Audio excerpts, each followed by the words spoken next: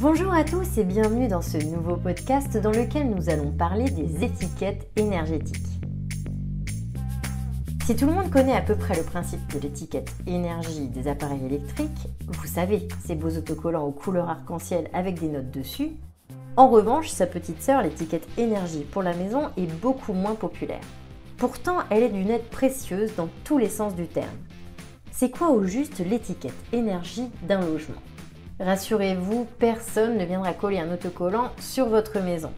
Cette étiquette énergie prend une autre forme.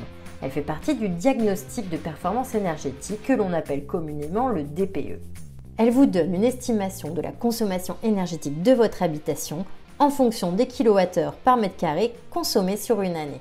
Si vous obtenez un A, félicitations, vous êtes au top de la performance. En revanche, un G signifie que votre logement a tout de la passoire thermique. C'est plus embêtant. A noter que cette étiquette énergie ne prend pas en compte les consommations de vos appareils électriques de type frigo ou plaque de cuisson, pour ne citer que les deux équipements les plus énergivores. Mais elle inclut votre système de chauffage, d'eau chaude sanitaire et de refroidissement.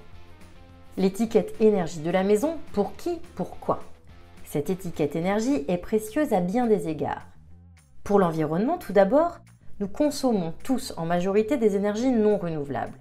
D'où l'importance de limiter ses dépenses en énergie pour préserver les ressources de la planète. Souscrire un contrat d'élec verte, c'est bien, s'assurer qu'on ne gaspille pas d'énergie à tout va, c'est encore mieux. L'étiquette énergie va également vous permettre de réaliser des économies. Si vous êtes propriétaire, cette étiquette énergie obtenue à l'occasion d'un DPE vous aiguillera pour savoir quels travaux de rénovation entreprendre. Faut-il mieux isoler le toit, revoir son système de chauffage ? Autant de questions qui seront plus faciles à trancher une fois le diagnostic établi. Sachez qu'en tant que locataire, vous pouvez aussi bénéficier de l'étiquette énergie qui est obligatoire depuis le 1er juillet 2007.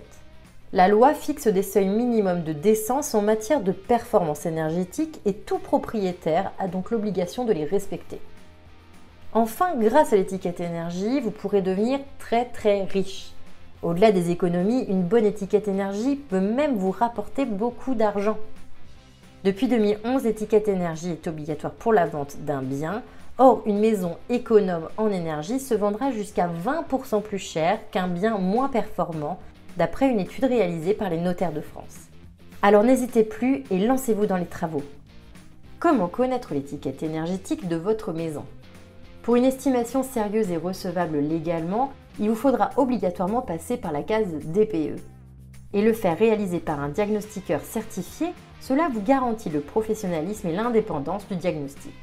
Le DPE reste valable pendant 10 ans. Il comprend aussi une étiquette climat qui vous informera sur la quantité de gaz à effet de serre produite dans votre maison. Nous parlions de passoire thermique tout à l'heure. Qu'est-ce que cela signifie réellement ?